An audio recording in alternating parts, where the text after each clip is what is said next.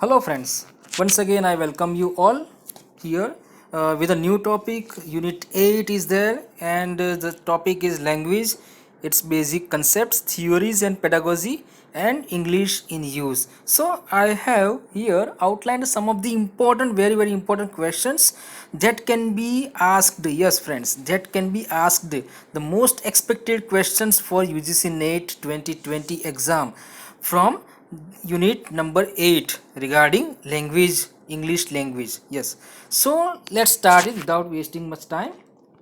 So first question is, it is a method of teaching foreign languages derived from the classical method of teaching Greek and Latin by which students learn grammatical rules. So the answer is the grammar translation method. So this method is particularly regarding the grammar. Yes, and here it is mentioned that it is a method of teaching foreign languages derived from classical method of teaching Greek and Latin. So it was derived from Greek and Latin. Okay, so and the system of learning a language is based on the classical method of teaching Greek and Latin. Okay, so grammatical rules are very much important here. Then the second one is, in this method the learners are supposed to use only the target language. Yes, so the target language is used here, whichever language we are going to learn in our classroom. Okay, so that language is a target language. A method used for learning such a language is named as the direct method. We are using the language directly without adding any other language, without the help of any other substitute language. So direct method is used to use the target language to learn it in a better way.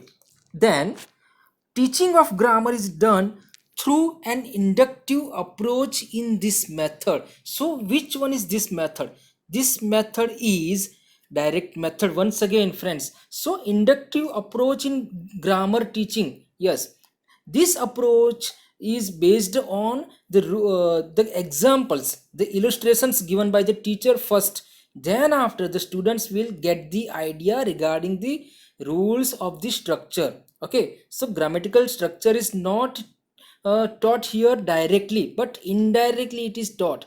First the examples and illustrations are taught, and then after, the students will get the idea of the grammatical structure being taught by the teacher. Okay, so that is inductive approach.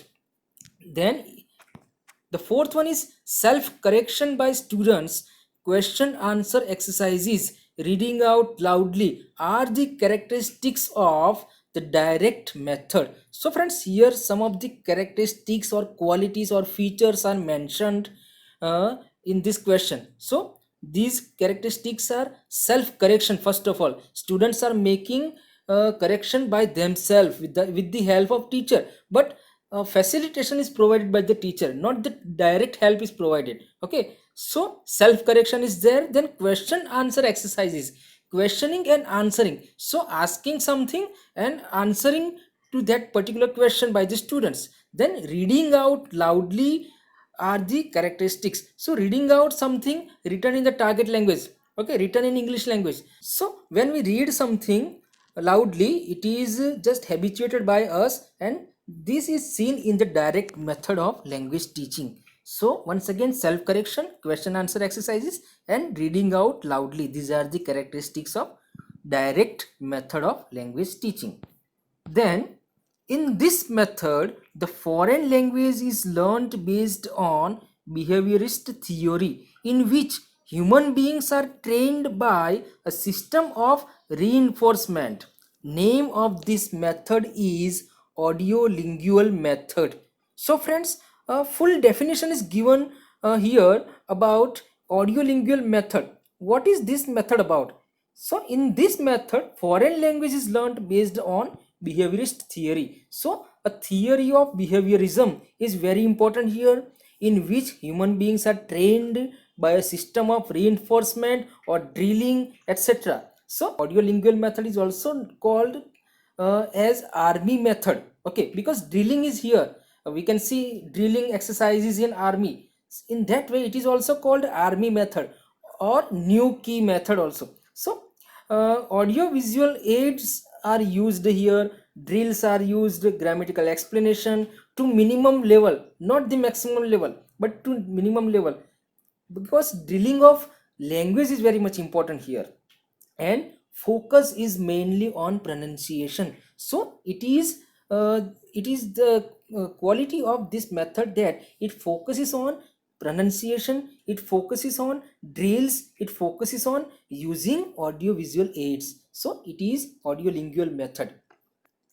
Then the silent way of language teaching was introduced by Caleb Gatineau. Caleb Gatineau is the person who introduced this way of language teaching, the silent way of language teaching. In this method, the teacher remains silent in one way, okay, because he gives opportunity to the students to speak something in the target language. So teacher is not speaking a lot of things in the classroom, but students are given a lot of opportunities to speak the particular language to improve their language. Okay, so it is, that's why it is called silent way of language teaching. CLL in language teaching method stands for community language learning. So community language learning, once again it's a different term, a new term here in language teaching. So it, what does it mean? First of all, it is the full form of CLL in language teaching, community language learning. In it is a method in which students work together. Yes, students are working in community, so they are working together to develop the aspects of a language. The teacher helps here, but as a counselor. Okay, he's not the direct, he's not teaching directly, but he's just a counselor in this community, helping out the students to learn the particular language. That's why it is called community language learning. And the students being in a community with other students, they are learning that particular target language. Then who is known as the father of modern linguistics? It was Noam Chomsky. Yes, friends, Noam Chomsky was the father of modern linguistics. He's named, he's called, he's considered as the father of modern linguistics. And what is linguistics? It is a study of language. Yes. So Noam Chomsky was the great American linguist of his time, and he studied the language a lot. That's why he is called as the father of modern linguistics. Then, colorless green ideas slip furiously. It is a sentence, yes, it is a statement created by Chomsky in his book Syntactic Structure, published in 1958. So, it was Syntactic Structure, a book by Noam Chomsky, the American linguist, and he stated that colorless green ideas slip furiously. So it is one statement by him, very famous statement it is. Then Chomsky has narrated hierarchy of grammar which has following levels. So here some of the levels are described by Chomsky in his book regarding hierarchy of grammar. So these are unrestricted grammar, context sensitive grammar, context free grammar, and regular grammar. So four different types are there. He gave about grammar. It is unrestricted grammar, context sensitive grammar, context free grammar, and regular grammar. So these are the types narrated by Chomsky as hierarchy of grammar in his book. Then which grammar type of Chomsky's hierarchy includes all formal grammar? It is unrestricted grammar. So this particular type of grammar narrates or includes all formal structures of grammar. That's why it is called unrestricted grammar. Then Basic English, a general introduction with rules and grammar, published in 1930, is a work of I. Richards and C.K. Ogden. So two very important critics are here from new criticism theory. Yes friends, I. Richards and C.K. Ogden, they collaboratively published one book named Basic English regarding English language, and its subtitle is A General Introduction with Rules and Grammar. and it is a work by I. Richards and C.K. Ogden, published in 1930. Then a consonant that is produced by stopping the airflow using the lips, teeth or palate followed by sudden release of air is known as plosive.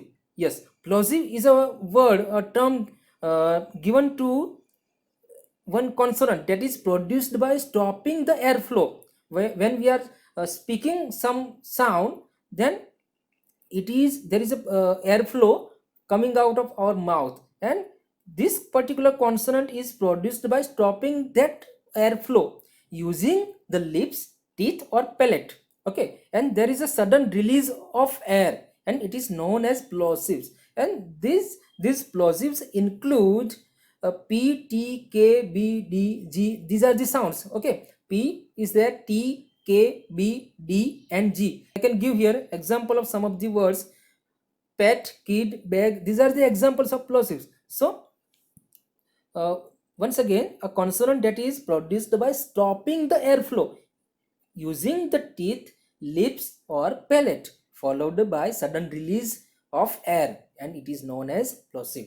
Then the second one is about fricative. And what is fricative?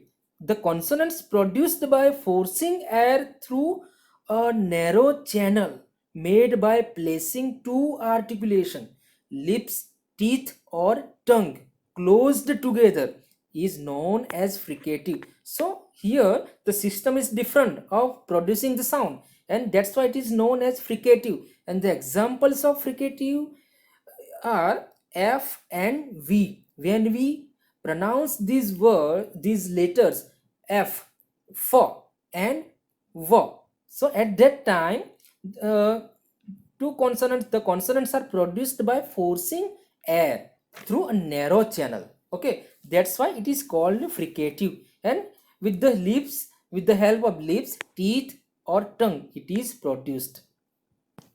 Then a teaching method advocated by Dr.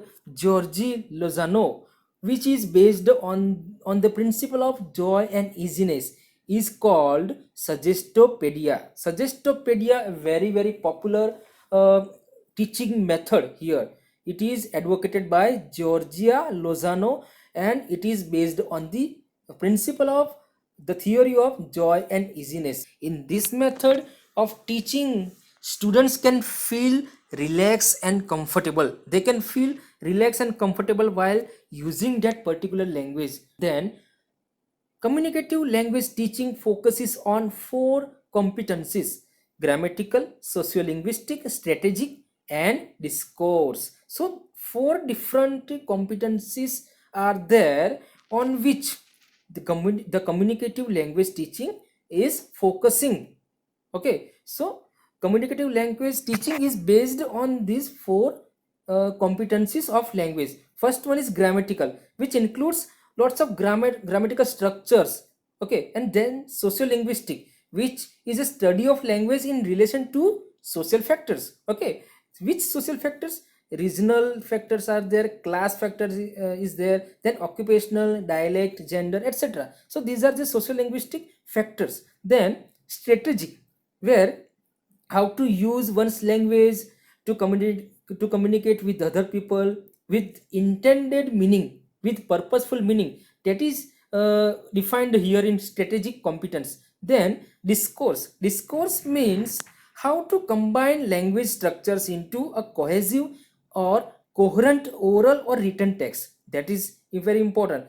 Here it means how to combine different language structures into a coherent oral or written text. It deals with organizing words, phrases and sentences. Okay, so organizing of different words and sentences is very much important here in order to create conversations. Okay, so here the purpose is to create conversation, that's why it is called discourse. Okay, then the term lexicography is used to denote dictionary making. Okay, so lexicography is associated with dictionary making, and it means writing, editing or compiling dictionaries. Okay, that's why it is called lexicography.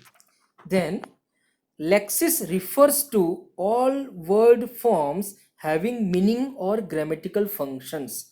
So friends, here Lexis word is here, and it is defined as all word forms, all the forms of word having meaning or grammatical function in it. Okay, so it is called Lexis. Then audiolingual method is associated with promoting classroom repetition. So it is based on drilling. It is also called army method. So it promotes classroom repetition. That's why it is audiolingual method. Then British English as a language is often referred to by the name of the tribes that settled in England around 449. Okay, so it was the year when the tribes were settled in England. Identify its name. Its name is Anglo-Saxon language. Okay friends, so Anglo-Saxon is a tribe that was settled in England around 449, and it is also called the Old English language. Then the system of social rules that a speaker knows about language and uses is called pragmatics. So pragmatics in language, it deals with the use of language in social situations. Okay, social rules are there that a speaker has to follow, and he should know about the language. Okay, then it is also the subfield of linguistics. It is one field, one type included in linguistics. Then the acronym ESP stands for English for Special Purpose. English for Special Purpose. So ESP is the short form of this, and this term refers to the teaching of English to those people who are already in job or employment, who are working right now. Okay, and it is for them. That's why it is termed as English for Special Purpose, and it is particularly taught to those people who are in employment and with the purpose of their employment. Okay, then semiotics means the study of science that we discussed earlier also in one video regarding the. So friends, semiotics means the study of science, and it is a study of symbols as well. Okay, and it is used in language. So science and symbols are used in language, and semiotics is just a study of these things in a language. Then the structuralist method of language teaching was influenced by the ideas of Ferdinand de Saussure. Ferdinand de Saussure was a great linguist of his time, and sometimes he is also considered as the father of modern linguist along with Noam Chomsky. Okay, so sometimes he is considered as the father of modern linguist, but here the question is regarding the structuralist method of language teaching, and it was influenced by the ideas of Saussure. And Saussure is also one critic who studied a lot on semiotics. Okay, then which two skills are considered secondary in ELT? ELT stands for English language teaching, and there are four different skills as we all know: LSRW, listening, speaking, reading and writing. But two skills are there as the secondary skills in ELT. Okay, these are reading and writing. It is because reading and writing, these skills are not used too much while teaching and learning process. And let me explain also about LSRW. Listening and reading, these two skills are passive skills. In while learning these skills, we are doing nothing, we are just listening or we are just reading. And in speaking and writing, these skills are active skills and the productive skills, we can say. Okay, so that's all from my side, friends. So today we learnt about some of the very basic ideas of English language and its use and pedagogical aspects of a language. Okay, here I have mentioned some of the important topics for UGC net purpose. You can go to my channel and you can watch videos on these topics, and if you have any query you can comment below my video. Okay, and you will find some of the important links of videos in the description, and these are the social media platforms I'm using. You can follow me on these platforms, you can subscribe my channel, you can follow me on Facebook, Insta and Twitter, and you can also contact me on WhatsApp through my number for UGC net purpose only. So friends, thank you for today.